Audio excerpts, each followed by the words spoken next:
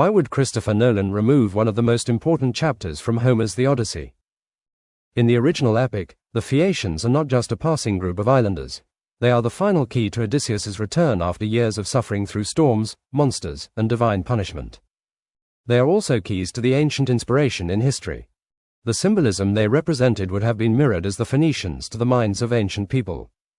Both groups were renowned as master shipbuilders and navigators.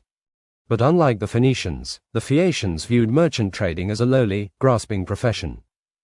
Instead of bartering goods, their economy relied on agriculture, and they used their divine ships to provide safe, magical transport to travelers. When Odysseus reaches their mysterious island of Scheria, he encounters a society of legendary sailors who welcome him, protect him, and provide the magical ships that carry him back to Ithaca. Their society, located in the mythical land of Scheria, was defined by its immense agricultural wealth, beautiful gardens, and advanced metalworking. The Phaeacians cared nothing for warfare or weapons. Their passions lay in ships, oars, sailing, and hosting lavish feasts. More importantly, the Phaeacians are the audience within the story itself. It is in their royal halls that Odysseus finally reveals the truth of his incredible journey, recounting his battles with the Cyclops, Circe, the Sirens, Scylla, Charybdis, and the countless trials that nearly ended his life. Without the Phaeacians, Homer's epic loses the moment when a lost warrior transforms his suffering into a legendary tale. The narrative is imprinted onto a peaceful, wealthy and worldly civilization who spread his story as they would spread. Yet Christopher Nolan's adaptation removes the Phaeacians entirely. The mysterious island, the flawless navigators, and the people who preserve Odysseus's story were removed. That decision creates a fascinating mystery. Why eliminate a civilization that appears to be one of the most important pieces of Homer's original design?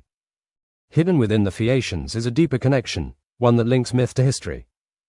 Their extraordinary ships, their wealth, and their mastery of the sea closely resemble the real-world Phoenicians, the ancient merchants and explorers who dominated Mediterranean trade. To understand why Homer created the Phaeacians, we have to look beyond the fantasy and into the real civilizations that inspired one of the greatest journeys ever told.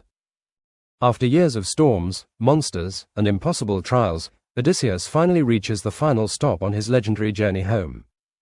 But before he can return to Ithaca, he encounters one last mysterious civilization, the Phaeacians. Hidden away at the edge of the known world, the Phaeacians seem almost too perfect to be real. They are a peaceful, almost utopian people, famous for their unmatched skill as sailors and navigators. They possess the power to cross the seas with ease, and it is their ships that finally carry the exhausted hero back to his homeland.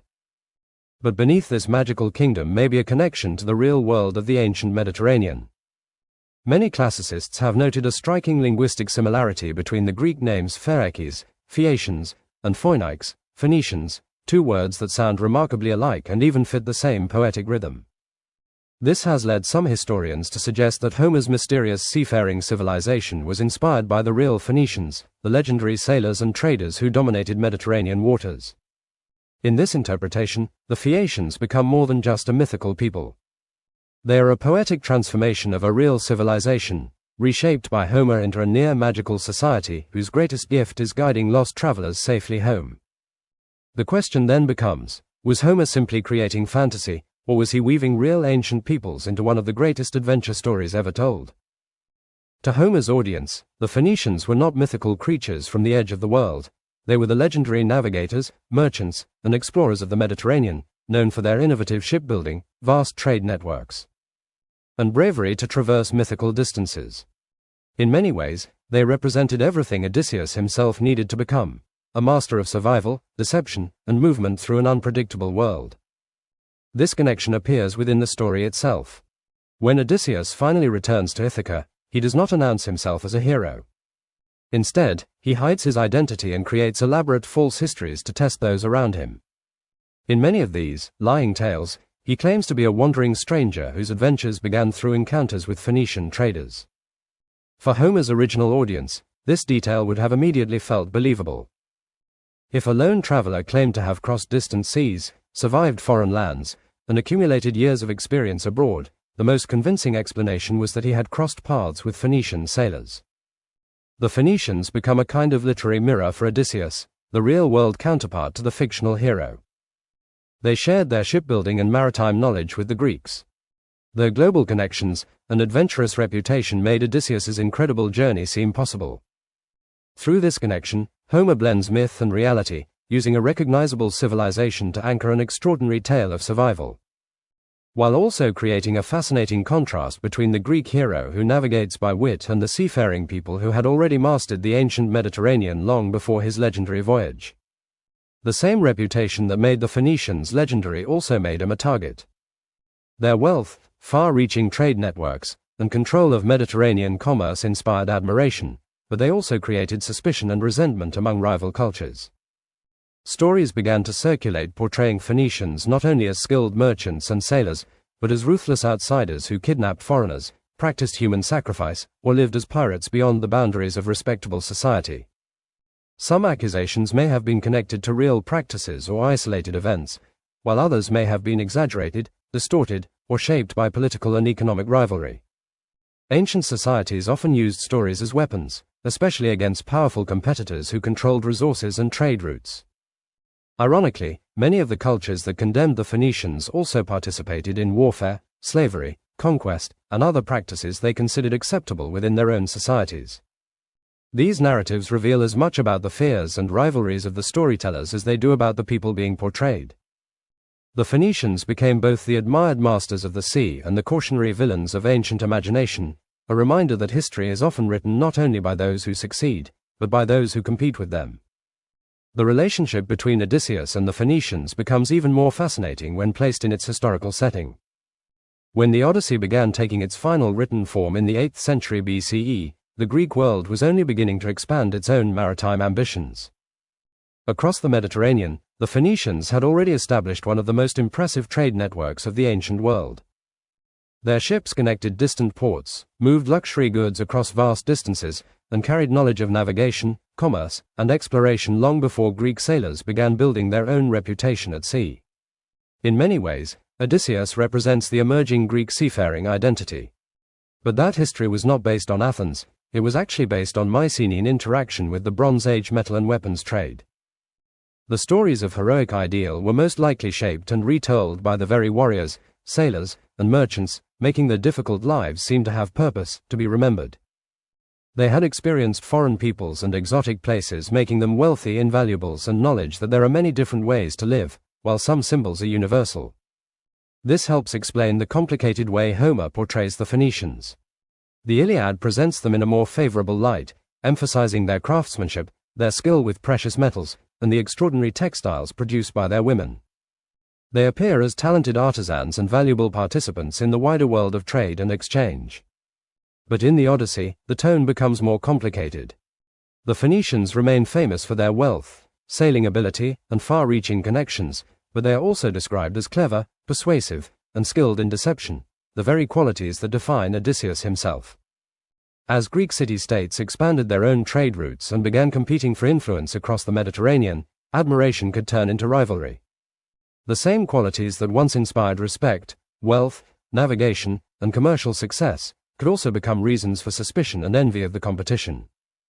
It is important to remember that the Iliad and the Odyssey emerged from a long oral tradition and were written down during a period when different versions, poets, and later editors shaped the texts over time.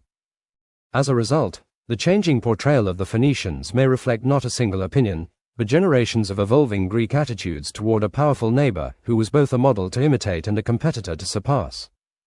The most fascinating contradiction in the Odyssey is that Odysseus and the Phaeacians often appear to possess the very same qualities. Ancient storytellers steered audiences to judge them completely differently while they understood that they mirrored each other. Both are masters of the sea. Both survive through intelligence rather than brute strength. Both understand that in a dangerous world, a quick mind can be more powerful than a sword. They are adaptable, resourceful, and skilled at reading people. But when those same traits appear in Odysseus, they become heroic virtues. When they appear in the Phaeacians, they become signs of moral corruption. Odysseus is celebrated as the man of many disguises, the great strategist who uses deception to overcome impossible challenges. He lies to the Cyclops, disguises himself upon returning to Ithaca, and creates elaborate false stories to test friend and enemy alike. His cleverness is portrayed as a necessary weapon, a gift that allows him to survive storms, monsters, and hostile kingdoms while ultimately restoring his family and homeland. Yet the same qualities are viewed with suspicion when attached to the Phaeacians. In the Odyssey, these wealthy merchants are sometimes portrayed as cunning traders whose desire for profit makes them dangerous outsiders. Their reputation for sailing, commerce, and acquiring foreign goods is transformed into accusations of greed and deception. In Book 15, Phoenician sailors are even depicted as kidnappers who use their travels to capture and enslave others, a portrayal that presents them as a threat lurking behind their impressive maritime abilities. After years of wandering through a world filled with monsters, storms, and divine obstacles, Odysseus reaches the final chapter of his journey. The Phaeacians are the ideal people in an ideal world, and they possess the one ability Odysseus desperately needs, the power to guide him home. Their ships seem almost magical. They do not require ordinary sails or rudders, but travel with incredible speed and precision, guided by knowledge beyond ordinary human ability. Protected by divine favor and hidden in mist, these vessels move through the sea as if they are immune to the dangers that have tormented Odysseus for years. Scheria itself appears equally extraordinary, a dreamlike kingdom filled with golden doors, bronze walls, endless harvests, athletic competitions, and skilled artisans creating beautiful works of craftsmanship. It is a utopia where human achievement and divine blessing appear to exist together. But the greatest gift of the Phaeacians is not their technology, it is their hospitality. In Greek culture, Xenia, the sacred obligation to welcome and protect strangers, was one of the most important social values. When Princess Nausicaa discovers the shipwrecked and exhausted Odysseus on the shore, she does not treat him as a threat. Instead, she brings him into the world of her people, where King Alcinous and Queen Arete welcome him before they even know his true identity. After years of encountering betrayal and hostility, Odysseus finally finds a society that embodies the ideal of civilized behavior. Yet beneath this mythical paradise may be a connection to a very real power of the ancient Mediterranean, the Phoenicians. Homer takes a real civilization and transforms it into myth, creating the perfect final guide for one of literature's greatest travelers. Across the ancient Mediterranean, one skill separated ordinary sailors from legends, the ability to conquer the sea. In the Odyssey, the Phaeacians are defined not by their armies or their weapons, but by their extraordinary mastery of the waves. Homer tells us that they care nothing for the bow or quiver, because their true power lies in their masts, their oars, and their unmatched knowledge of the ocean. They are not warriors who conquer lands, they are navigators who conquer distance itself. This description echoes the reputation of the Phoenicians, the real-world masters of Mediterranean seafaring. Long before Greek fleets began expanding across the seas, Phoenician sailors had already established far-reaching trade networks. They were well known for their advanced shipbuilding techniques, and their bravery to venture into waters that many ancient people considered forbidding. Their ships carried luxury goods, ideas, technologies, and different cultures between distant shores, making them one of the most influential maritime powers of the ancient world. Over time, the legacy of Phoenician exploration continued through their descendants in places like Carthage, a powerful city founded by Phoenician settlers that would eventually become one of Rome's greatest rivals. The Carthaginians challenged both Greek and Roman ambitions for control of Mediterranean trade routes, colonies, and resources. To their rivals, these master sailors were not just merchants, they were competitors who controlled the very highways of the ancient world. Perhaps this is why the Phaeacians feel almost too perfect to be entirely mythical. They embody the dream, and perhaps the mystery, of a civilization whose ships seemed capable of reaching anywhere. In Homer's imagination, the greatest sailors of the ancient world become a magical people, their vessels transformed from impressive technology into something almost divine, ships that do not simply cross the sea, but seem to understand it. Homer describes Phaeacians' vessels as unlike any other ships in the world, swift beyond comparison and perfectly suited for carrying heroes across impossible distances. These are the legendary, black ships, vessels that seem to move with a power that borders on the supernatural. They do not struggle against the waves like ordinary boats. They glide through the sea with the precision and speed of something built by people who have unlocked the secrets of the ocean itself. But this poetic image becomes even more intriguing when compared with the way Homer describes the real Phoenician sailors who appear elsewhere in the Odyssey.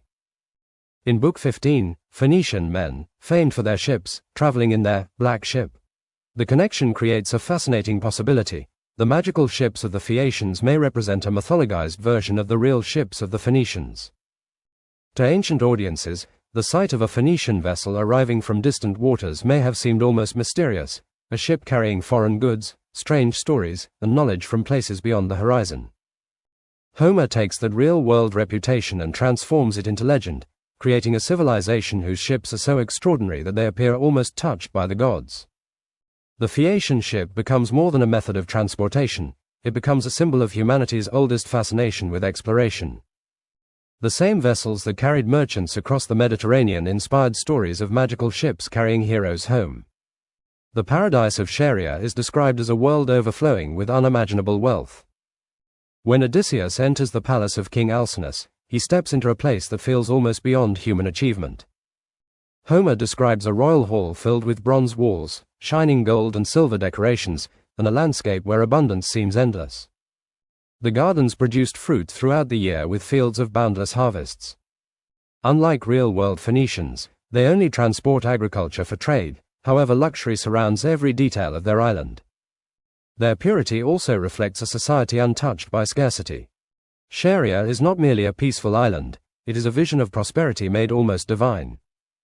But this dream of exotic wealth echoes the reputation of a very real civilization who had direct interactions with Mycenaeans, Spartans, and the Trojans, who would have been known as the Dardanians.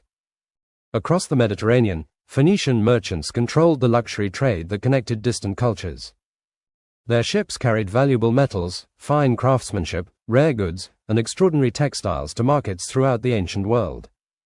They became the middlemen of Mediterranean wealth, transforming the riches of distant lands into symbols of power and prestige. Among all their treasures, none was more famous than their legendary purple dye. Created from the tiny murex sea snails found along the Phoenician coastline near modern Lebanon, this deep purple pigment became one of the most valuable commodities of antiquity. The process was incredibly labor-intensive, requiring thousands of shells to produce even a small amount of dye. Because of its rarity and expense, purple became associated with kings, rulers, and divine authority, a color reserved for the most powerful people in the ancient world. This connection makes the wealth of Scheria especially intriguing. The golden halls, endless harvests, and luxurious treasures of the Phaeacians resemble not just a fantasy kingdom, but a poetic reflection of the riches that flowed through Phoenician maritime networks. Homer transforms a real rival economic powerhouse into a mythical heave on earth, creating a civilization where the wealth created by seafaring appears almost magical. In the world of the Odyssey, the greatest sailors do not simply transport people across the sea, they bring the wonders of the entire world with them. The Phaeacians exist almost like a socialist dreamland, in a society whose ships carry heroes home and whose abundance is shared through generosity. But when real Phoenicians appear, the image changes dramatically. Instead of idealized hosts, they are portrayed as clever travelers, who are skilled in trade and navigation, which can be perceived as deceptive, exploitive, and seductive. They would also be viewed as a scapegoat for profiting on the industries of war, with shipbuilding, weapons and metal trade, just as the stories warn about the gods of the underworld. The most detailed example comes through the tragic backstory of Eumaeus in Book 15. Before becoming Odysseus's loyal swineherd, Eumaeus was born a prince on a distant island. According to his story, his life was destroyed by a group of Phoenician sailors described as famous shipmen, but greedy rogues. The merchants arrived carrying exotic luxury goods and trinkets, using their wealth and foreign treasures to attract attention. One of the sailors seduced a Phoenician woman who served in the royal household, convincing her to abandon her position and return with them. To secure her escape, she stole valuable gold cups from the palace and helped the sailors take the young Eumaeus away. Once at sea, the woman died, and the Phoenicians continued their journey, eventually arriving at Ithaca, where they sold the captured prince into slavery to Laertes, Odysseus's father. The story transforms the famous Phoenician reputation for trade and travel into something much darker.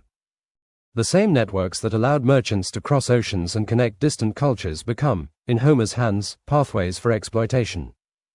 Their ships no longer represent adventure and discovery, but danger, the possibility that strangers arriving from across the sea may also arrive with hidden intentions.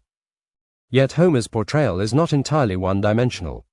In Book 13, when Odysseus finally returns to Ithaca, he creates a false identity for Athena, claiming he was a fugitive from Crete who escaped with the help of Phoenician sailors. In this version of the story, the Phoenicians are not kidnappers, but professional merchants who can be hired for their maritime skills. Odysseus claims he paid him a share of his stolen wealth to transport him across the sea, and even emphasizes that they did not betray him when he was vulnerable. They left him and his possessions safely on the shore before sailing away toward Sidon. This false tale reveals another side of the Greek perception of Phaeacians. They were not simply viewed as villains, they were recognized as expert sailors whose services could move people and goods across the Mediterranean. In many ways, they were the ancient equivalent of a high-priced international transportation network. The difference was that, unlike the generous Phaeacians who offered Odysseus a free journey out of sacred hospitality, the Phoenicians operated in the world of commerce, where everything had a price. Then, in Book 14, Odysseus tells Eumaeus another elaborate fictional tale, once again using Phoenicians as central characters. This time, they return to the role of dangerous merchants. Odysseus claims that he encountered a Phoenician trader described as a deceptive rogue and greedy knave who had already caused great harm. The merchant tricks him into traveling to Phoenicia, keeps him there for a year, and eventually attempts to sell him into slavery for profit. Only divine intervention saves him when Zeus destroys the ship before it reaches its destination. Across these stories, Homer repeatedly attaches certain images to the Phoenicians: luxury goods, exotic treasures, clever negotiation, and the dangerous world of commerce. Their ships bring wealth, but they also bring uncertainty.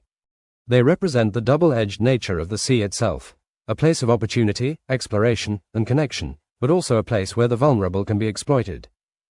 The irony is that the traits Homer gives the Phoenicians are remarkably similar to those of Odysseus himself. They are clever, adaptable, persuasive, and skilled at surviving in a dangerous world. But while Odysseus's deception is celebrated because it restores his home and family, Phoenician deception is condemned because it threatens Greek society. In the end, the real difference is not the cunning itself, it is who the story allows to be the hero. The Phaeacians represent the perfect fantasy of what cross-cultural contact could be. They welcome a complete stranger, offer him food and shelter, shower him with priceless gifts, and send him home safely, all without asking for payment. In the world of the Odyssey, they embody the highest ideal of Xenia, the sacred Greek tradition of hospitality. They are not merchants looking for profit, they are generous hosts who seem almost too good to be true. Their ships do not carry goods to sell, they carry heroes home. But when real Phoenicians enter Homer's world, the picture becomes much less flattering. The same people famous for sailing expertise, luxury goods, and international trade are often portrayed as suspicious outsiders driven by profit. Instead of noble hosts, they become greedy merchants, clever traders, and sellers of thousands of trinkets. Their ability to navigate foreign lands and build wealth through commerce, the very qualities that made them successful, are recast as signs of deception and moral danger. In one story, they are even accused of using their travels to capture and enslave others. The Phoenician people possess many of those same traits, but when those abilities belong to a real competitor, the storyteller's attitude changes. The merchant who arrives with treasures becomes the merchant who arrives with schemes. The sailor who connects civilizations becomes the outsider to fear and blame. In the end, the Phaeacians may represent what the Greeks admired about maritime cultures, while the Phoenicians represent what they feared. The difference between the two may not be the ships, the wealth, or even the skills. It may simply be who gets to tell the story. The irony is impossible to miss. Odysseus and the Phoenicians are reflections of one another. The hero's deception is celebrated because it serves the Greek ideal of survival, loyalty, and homecoming. The Phoenicians' deception is condemned because they represent a wealthy foreign power whose influence challenged Greek ambitions. The difference is not necessarily the behavior itself, but who controls the story. The Odyssey reveals one of the oldest patterns in human storytelling. The cleverness of our own heroes becomes wisdom, while the same cleverness in our rivals becomes treachery. By removing the Phaeacians, Nolan removes far more than a single chapter from the Odyssey. He removes one of the story's key to the connections between myth, history, and meaning. The Phaeacians are not simply a convenient way to send Odysseus home. They represent the ancient world's fascination with master sailors, distant civilizations, and the mysterious powers of the sea. Their connection to the real Phoenicians reveals how Homer blended fantasy with reality, transforming a powerful maritime culture into a legendary people. Without the Phaeacians, the journey loses a crucial piece of its identity, the moment where Odysseus's adventures become a story preserved for the world. For an adaptation of such an influential epic, removing this chapter risks losing one of the very elements that made the Odyssey endure for thousands of years. Christopher Nolan has consistently described the Odyssey as a story centered on Xenia, hospitality, as the moral foundation of civilization. He has emphasized themes of war and its lasting consequences, trade and travel, the dependence of societies on strangers, and Odysseus's journey toward home, family, and redemption. As Nolan explained, it is the golden rule, the idea that you treat people the way you want to be treated. People need to travel, to trade, and everyone is at the mercy of strangers. This interpretation reflects one of Homer's central concerns: how societies are judged by the way they treat outsiders. Yet by removing the Phaeacians, arguably the poem's clearest example of an ideal foreign society, Nolan weakens Homer's most complete exploration of hospitality and cultural encounter. Their absence also diminishes the poem's nuanced portrayal of distrust, where acts of inhospitable behavior often arise from prior experiences of violence, piracy, or betrayal rather than simple moral failure. As a result, Nolan's adaptation shifts the focus from Homer's broader examination of different peoples and cultures toward a more narrowly defined meditation on the ethics of hospitality, the aftermath of war, and the fragility of civilization. The Phaeacians also introduce a theme that feels remarkably relevant today: the responsible use of advanced technology. Homer describes their ships as seemingly self-guided, capable of transporting travelers safely across the sea without the need for human navigation, one of the most technologically extraordinary societies in the ancient imagination. Yet the Phaeacians never use these gifts for conquest or domination. Their power is directed toward hospitality, exporting food goods only, and helping strangers return home. At a time when modern societies are grappling with the ethical use of increasingly powerful technologies, the Phaeacians offer a compelling model of innovation guided by moral responsibility rather than exploitation. By omitting him, Nolan not only weakens Homer's exploration of hospitality, but also misses an opportunity to engage one of the epic's most surprisingly contemporary ideas: that civilization is measured not by the technologies it creates, but by the purposes for which it chooses to use them.